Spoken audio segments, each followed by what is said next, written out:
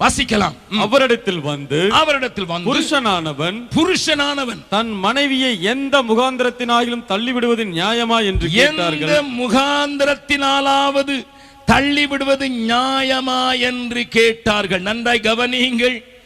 They are talking about divorce. On which ground I can divorce my wife? ஐயா அம்மா, இன்றைக்கு divorce கோர்ட்டுகள் மலிந்து போனதினாலே அரசாங்கம் சொல்கிறது 6 மாசத்துல கேஸ ஊத்தி மூடு. நம்முடைய மத்திய அரசாங்கம் ஒரு பில் வைத்திருக்கிறது, இது பாஸ் பண்ணுவதற்கு 6 மாசத்துக்குள்ள மேரேஜ் கேஸ் எல்லாம் முடிச்சிடணும். 6 வருஷமா இழுக்காதே. What is the opinion of Jesus?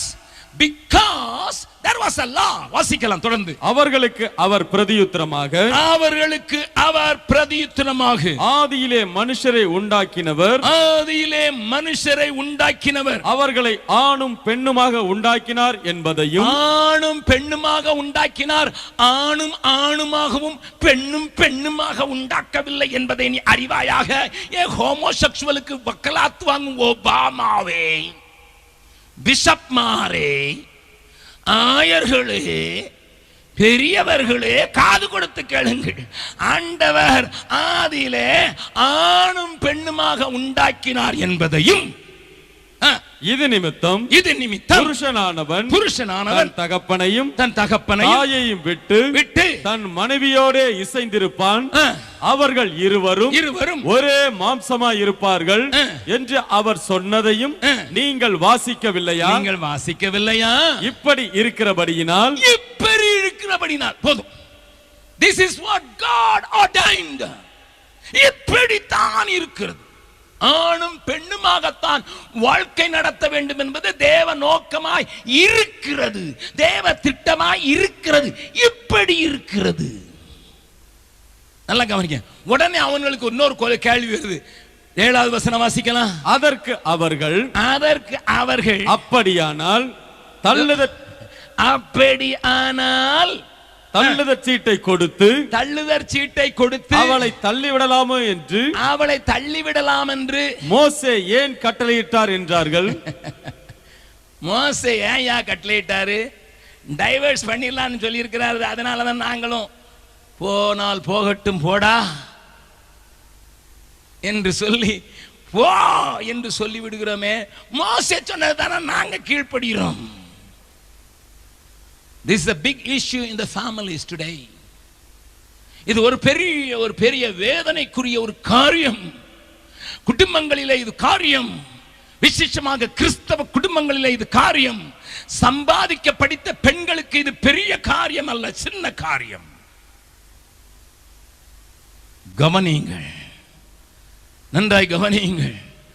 வேதத்தை வைத்துத்தான் ஆண்டவர் நியாயம் தீர்க்க போகிறார் என்பதை நம்புகிறவர்கள் மாத்திரம் கரங்களை உயர்த்தி ஒரு அல்லேலூயா சொல்லலாமா?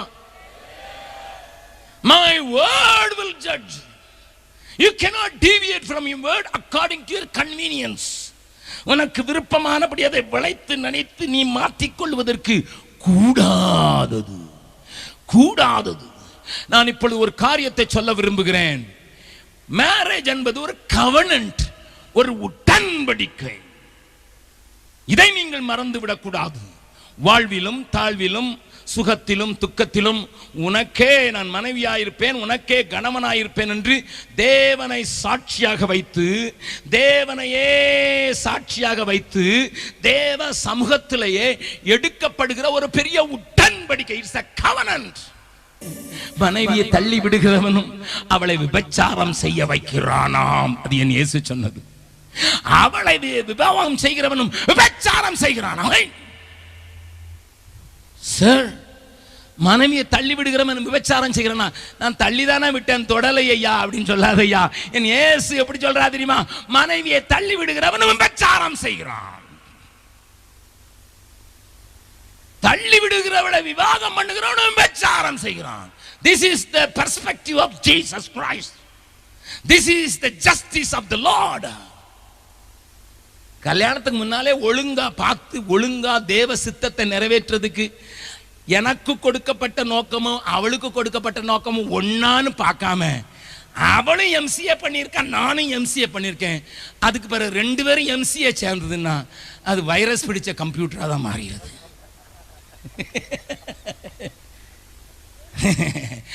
அவளும் எம்சிஏ பண்ணியிருக்கா, நானும் எம்சிஏ பண்ணியிருக்கேன்னு தானே கேட்டுனேன். எம்மா, உன் வாழ்க்கையில நோக்கம் என்னன்னு கேட்டினியா? நீ கேட்டியா? உனக்கு ஆண்டவர் ஏதாவது சொல்லியிருக்கிறாரான்னு கேட்டியா? உன்னை பற்றி என்ன சொல்லியிருக்கிறான்னு கேட்டியா? பொண்ணு பார்க்க போகும்போது வச்ச பிரியாணி தான் உனக்கு வாசனை அடிச்சது இல்ல? அவ கட்டின அந்த சேலை தட தட தட தட தட தடன்னு முன்னதான் உனக்கு தெரிஞ்சது. அல்லது அவ போட்டிருக்க நகை அப்படியே, அப்பா எங்க மாமனார் கோடீஸ்வர், அவரு அங்க ரோல்டு கோல்ட்ல போட்டது உனக்கு தெரியல. தானியேலின் புஸ்தகம் 9வது அதிகாரம் நல்லா கவனிங்க. டைவர்ஸ் பண்ணவங்களும் இங்க இருக்கிறீங்க, டைவர்ஸ் பண்றதுக்கு ரெடியானவங்களும் இருக்கிறீங்க. கேட்டுக்குங்க, நீங்க எந்த ஆவியில நடத்தப்படுறீங்கன்னு கேட்டுக்குங்க. 27வது வசனம். அவர் ஒரு வாரம் அளவும். அவர் என்கிற வார்த்தை தமிழ் வேதாகமத்திலே அவர் என்பது இல்லை, அவன் என்று எழுதப்பட்டிருக்கணும். உங்க தமிழ் வேதாகமத்தில் பக்கத்தில் எழுதிங்க, அவன். அவன் ஒரு வாரம் அளவும் அநேகருக்கு உடன்படிக்கையை உறுதிப்படுத்தி அந்த வாரம் சென்ற போது, நல்ல கவனிங்க, பாதி சென்ற போது பலியையும் காணிக்கையும் ஒழிய பண்ணுவான். It is talking about Antichrist. அந்த கிறிஸ்துவை குறித்து சொல்லி இருக்கிறது. அவன் பாதியிலே உடைப்பான். பக்கத்தில் இருக்கும் சொல்லுங்க, பாதியிலே உடைக்கிறவன் அந்த கிறிஸ்துவின் ஆவியினால் நடத்தப்படுகிறவன். அந்த கிறிஸ்துவின் ஆவியினால நடத்தப்படுகிறவன். பக்கத்தில் இருக்கவங்க, இப்ப இடது பக்கத்தில் இருக்கவங்க கேளுங்க, உங்களை எந்த ஆவி நடத்துது?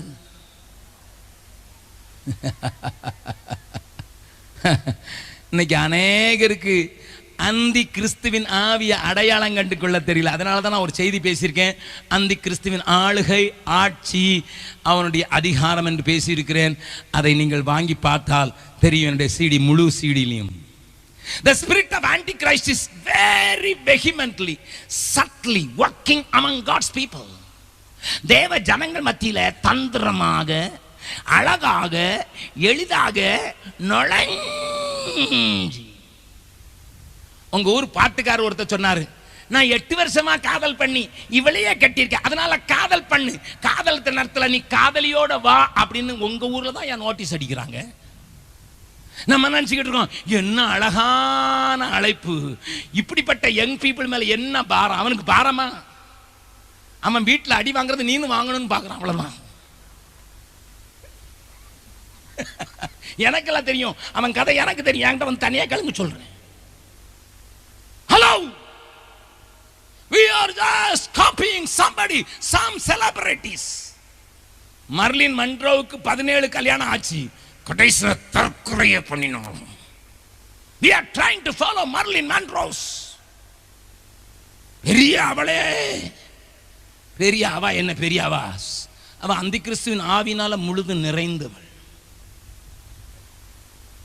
யாராவது மனைவியை தள்ளிவிடலாம், புருஷனை தள்ளிவிடலாம்னு யோசிச்சுக்கிட்டு இருந்தீங்கன்னா நிறுத்து. ஒரு நல்ல ஆவியை பெற்றிட்டு போப்பா.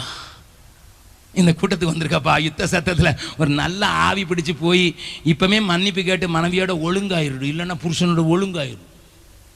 இல்லைன்னா நான் தைரியமா சொல்லுவேன், உன்னை அந்தி கிறிஸ்துனா. ஏன்னா அங்க கல்யாணத்தில் வரும் ஏது நீலாதிமானம், உங்க அப்பா வேற கூட்டிட்டு வந்தாரு, ஏதே நீலாதிமானம். அப்ப உனக்கு அறிவு இல்லையா? அப்பமே சொல்லிருக்கணும், அப்பா அந்த ஆளு கொஞ்சம் வித்தியாசமா பார்க்கறான், அப்பமே சொல்லியிருந்தா சரியா இருந்துடும். அங்க போதகரும் கேட்டார்ல, இப்பமாவது உனக்கு அப்ஜெக்ஷன் இருக்கான்னு, அப்பமே அதை சொல்லியிருக்கணும். யாரோ இப்போ சமீபத்தில் ஒரு ஃபேமஸ் சிங்கருடைய பேத்தி சொன்னாங்களே, அதை மாதிரியா சொல்லியிருக்கணும். கெட்டாது போகுது, பரவாயில்ல, பேர் கெட்டாலும் பரவாயில்ல, வாழ்க்கை கெடாம இருக்கும். தள்ளி விடுதலை நான் வெறுக்கிறேன், இது என்ன ஆண்டவர் மலாக்கியிலே சொல்கிற, மல்கியாவிலே சொல்கிறது. தள்ளி விடுதலை நான் வெறுக்கிறேன். உன் உடன்படிக்கையின் மனைவிக்கு நீ துரோகம் பண்ணி